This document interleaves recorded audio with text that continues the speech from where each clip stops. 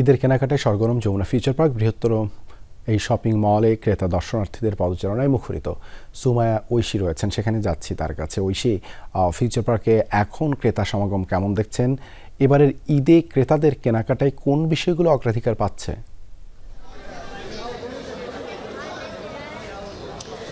দেবাশিস, আজকে কিন্তু দুপুরের পর থেকেই ক্রেতা সমাগম বাড়ছে যমুনা ফিউচার পার্কে। যেহেতু আজকে ছুটির দিন, ফলে প্রচুর মানুষ যমুনা ফিউচার পার্কে আসছেন তাদের পছন্দের পণ্যগুলো কিনতে এবং প্রিয়জনদেরকে উপহার দিতে বা নিজেদের জন্য কেনাকাটার জন্য যমুনা ফিউচার পার্কে বেছে নিচ্ছেন। বেশ কয়েকজনের সঙ্গে আমাদের কথা হয়েছে, তারা কিন্তু বলেছেন যে যমুনা ফিউচার পার্ক যেহেতু একই ছাদের নিচে সব পাওয়া যাচ্ছে, সুতরাং তারা এই শপিং মলটিকে বেছে নিচ্ছেন। দক্ষিণ এশিয়ার সর্ববৃহৎ shopping mall Jamuna future park, সেটা আমরা জানি, এবং সে কারণেই আসলে প্রচুর কালেকশন থাকে প্রতি বছরই ঈদের সময়। এবছরেও কোনো তার ব্যতিক্রম হয়নি।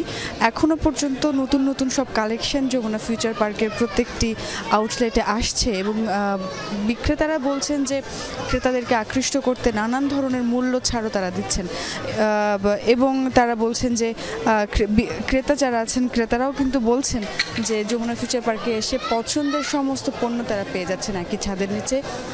পুরো পরিবারের সমস্ত পণ্য তারা কিনতে পারছেন এবং তারা বলছেন যে